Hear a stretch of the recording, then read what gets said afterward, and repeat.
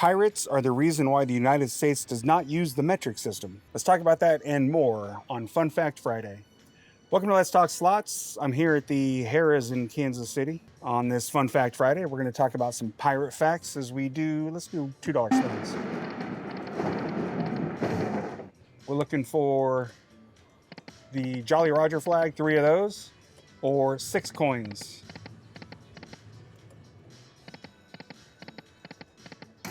And that pirate is wild. That's the coin there, in case you're not used to it. So, 2 more. So, pirate facts. The reason that we don't use the metric system in the United States flag is because of pirates. So, in 1793, a French scientist, Joseph Dombey, I'm not sure how to pronounce that, Dombey, was bringing the metric system to the U.S. on a ship. So he had the actual different units that was going to be proposed to be used in European science methods, and it was the metric system.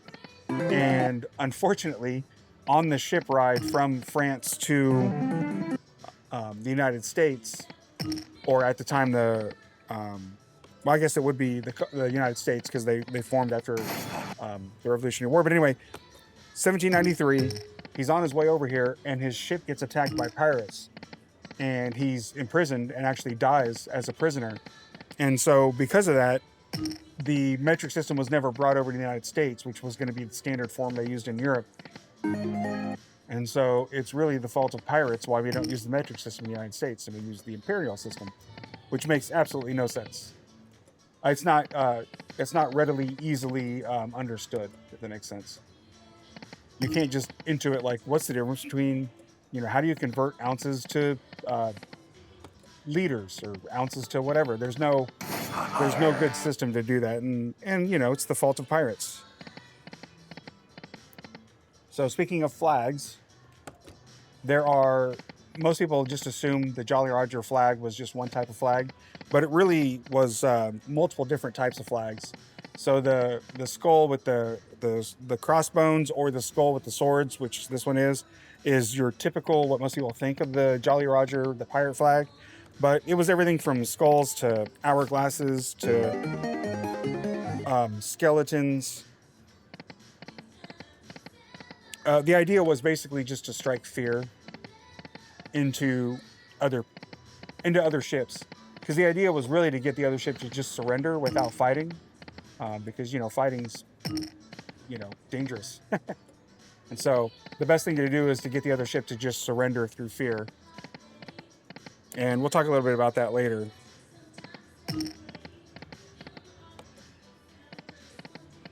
All right. When it comes to buried treasure, this is one of the interesting facts. Most people assume that pirates buried a lot of treasure. It was sort of their banking system, because they weren't on grid, so to speak, that they had to basically hide their money in random and different places. And that's generally not true. And that's because most of the time pirates basically spent their money as fast as they got it. They weren't necessarily flagged. They weren't necessarily financial gurus or in the business of keeping a bunch of money around. So it was very rare that pirates actually buried any treasure. And that really comes from the book Treasure Island, which popularized that idea. But it's not necessarily true. Well, this bet's not doing anything for us. Let's try, how about 10 cent 250? So maybe that'll change our luck a little bit. Blackbeard, one of the most famous pirates, he used to light slow-burning wicks or slow-burning fuses to create smoke. So he'd do it under his hat and in his beard, so it kind of looked like his head was smoking, or his face was smoking. So that was one of his many tactics to look even more fearful.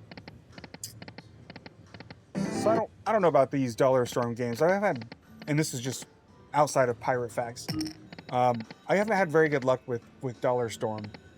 And I was actually talking to a commenter in the comment section, and I just feel like with Dollar Storm, I feel like maybe too much of the money goes into that super grand chance that's way up here. That it just eats some of the percentage. That it just feels like the game is just negative EV. Um, but anyway, that's just my thoughts on Dollar Storm. Haven't had very much success on it.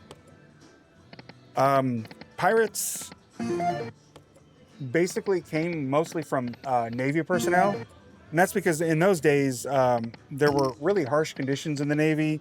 There was very low pay and there was brutal discipline. So being a pirate seemed like a lot more fun than being in the Navy. And so a lot of people would abandon the Navy and actually end up joining pirates just because it was much more lax. And if they were good pirates, you actually made quite a bit more money because you would get some of the spoils of piracy. And then when it comes to timing, year-wise, the golden age of piracy was about 1650 to 1730. So during that time frame, that was the peak era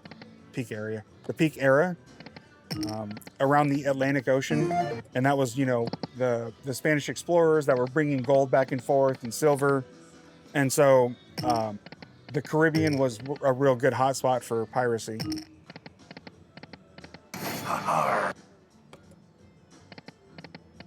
All right, pirate, you got to start paying me. I'm down to half my money.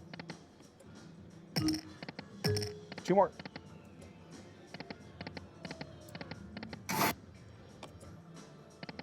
Women were pirates too. It wasn't just men, so there were actually women pirates. Maybe let's try some $5 spins. I don't know. We'll do this for a little bit. So the most famous female pirates were Anne Bonny, Mary Read, and Qing Shi. Qing Shi had at one point she had 300 ships and 20 to 40,000 pirates under her. So she was like basically an admiral of a huge armada of ships.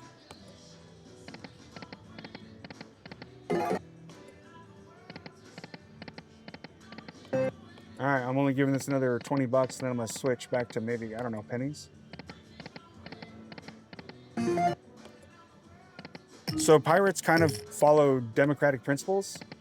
They actually, a lot of times they would elect their captains and they, on important matters, yay, finally, all right.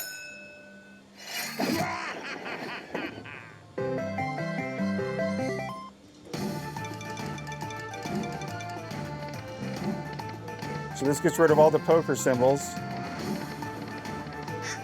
All right, needed rum on line 4. All right. A little bit of ships. Come on, wilds.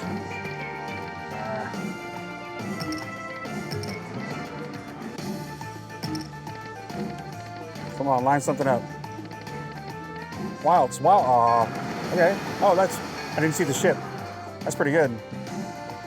All right, 167. All right, last spin. All right, so not bad. So we'll stick to this bet for a little while, see if there's anything left here, and maybe go down to 200, and then we'll switch bets.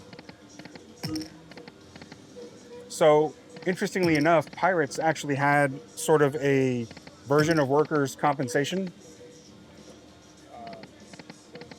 The crews often had like compensation agreements. And so, for example, if you lost an arm, if you lost your right arm, this is a common payment would be like 600 pieces of 8. So it was kind of interesting that there was basically workers' compensation for probably losing body parts or arms or whatever. And then when it came to pirate battles, they would try and basically get as close to the enemy ship. Hey, nice.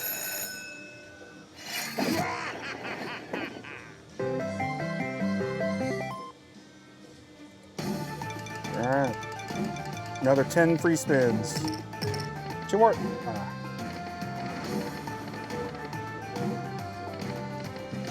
All right, line something up. Oh, the chest on first would have been really good.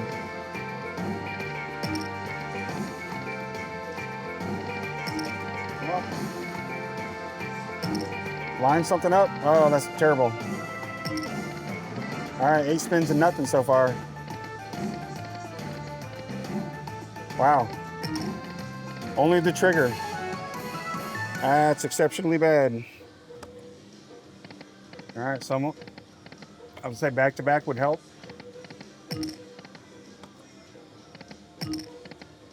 All right, let's go to pennies. Let's go $5 penny bet. So, as I was saying earlier, a lot earlier, pirates avoided fighting when they could. What they would usually do is they would have like a normal flag up. So like say a Dutch flag or something that seemed friendly. And then when they would as they got closer to a ship that they wanted to take over or pirate, they would then raise the Jolly Roger flag when they got closer. And a lot of times other ships would just surrender, not wanting to fight, because at the end of the day, a lot of times pirates would just take your stuff and then let you go on your merry way without hurting you. And that was sort of a tactic, because it made sense that if you had the reputation of, ending everybody's life, then no one would let you on their ship. They would fight to the last man because they knew what the rules were. But if they surrender and you just take their stuff and leave, then there was a huge incentive to just surrender and give up. $50 balls. All right. The walking the prank was actually rare and or fictional. There's like almost no evidence that they ever really did that. So that was not a common tactic, but it's Hollywood. And speaking of Hollywood, the accent, it really came from Long John Silver in the 1950 film Treasure Island, using the country English accent, now the stereotypical R, so.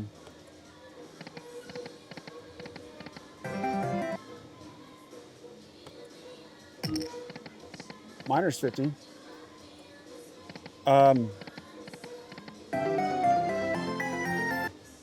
In the Caribbean, I know that cherry pie is usually $3.50 a slice, and lemon meringue pie is $3 a slice. That's the pie rates of the Caribbean. I had to do it. Sorry. Apologies. So pirates that had pirates that had legal permission to be pirates were actually called privateers. So there was a legal form of being a pirate, and that's a privateer. John Paul Jones, which is the founder of the, Navy for the colonies. 3 more. For the newly founded colonies during the Revolutionary War, he was technically a privateer. So.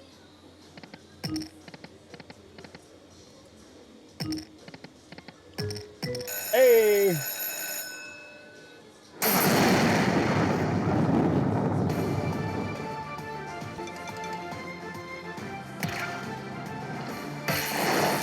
So far, pretty decent school. No min balls.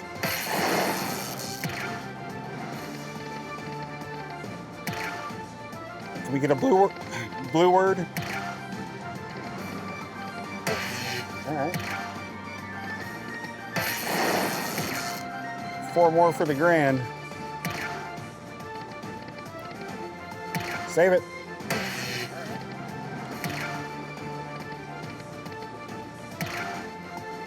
Land it. Save it.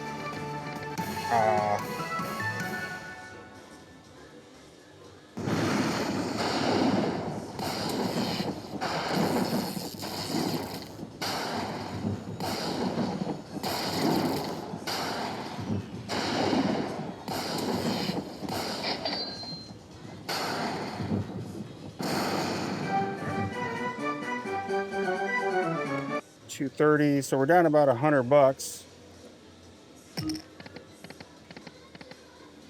Stick at this bet for a little while.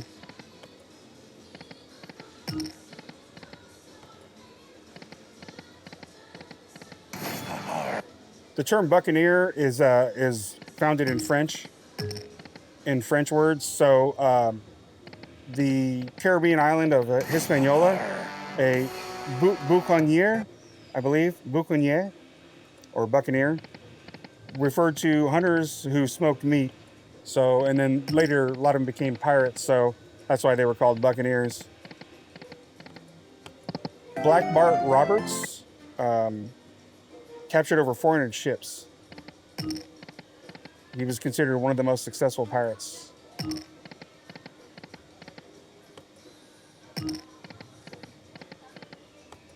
And then pirate ships were more racially integrated than formal navies, which was interesting.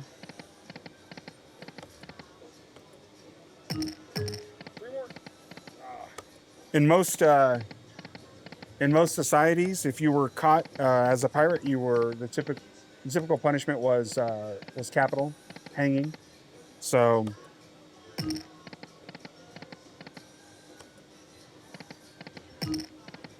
And then Tortuga and Nassau were pirate havens. So Tortuga was not just a fictional place in Pirates of the Caribbean, it was an actual place.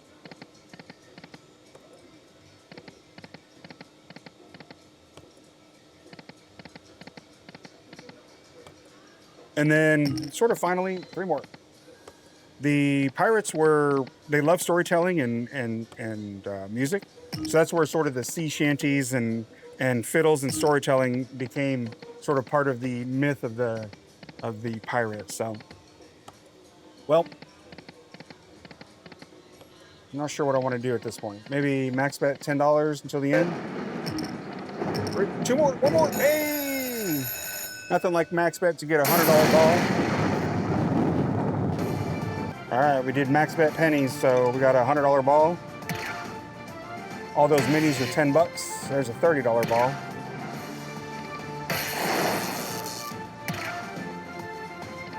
Minis are min balls. Another $40 ball. Oh, saw the blue flash. Come on, blue. Okay, another $40 ball. Oh, super grand chance. Come on, super grand chance. I think that's a minimum of $1,000 if you land it. Oh, nope.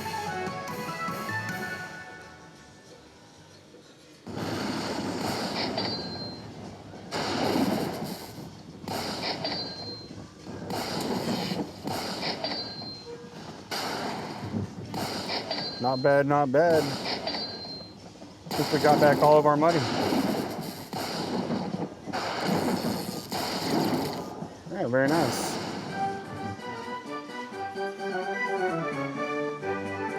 All right, 390. So let's play this down to 300 and call it a day. Or infinity. Infinity is the 3 more. Infinity is the preferred way. Okay. Got some rum. Got some rum symbols. Pirates. Not bad.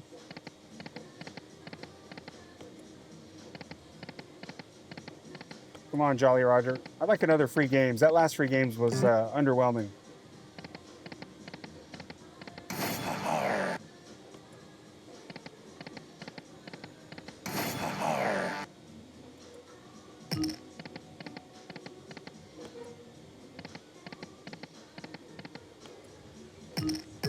Two more. Oh.